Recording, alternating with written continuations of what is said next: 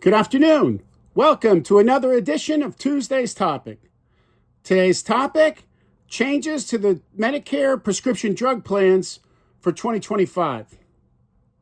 Let me start with three major changes to the drug plan next year because of the Inflation Reduction Act that passed a couple years ago. The three main changes next year to Medicare prescription drug plan is, one, there will be a cap of $2,000, your maximum out of pocket for your prescription drugs.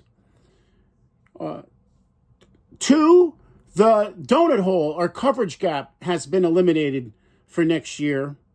And three is insurance companies will give you the option to pay that $2,000 over the course of the year.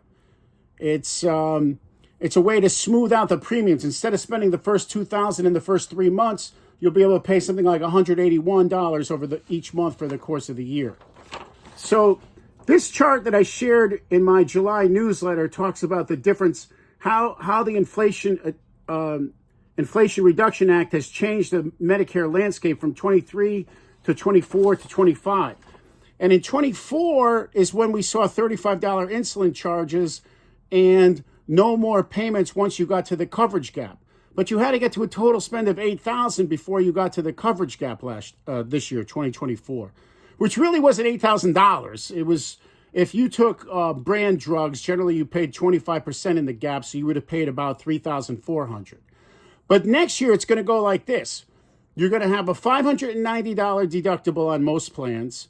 You're going to be responsible for about 25% of your medications in the next bracket until you're $2,000 out of pocket.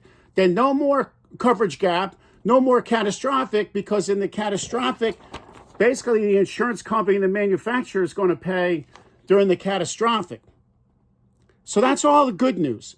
The other news, which I don't know for sure, but I'm just taking a swag at this based on the insurance companies having to take on more responsibility, right?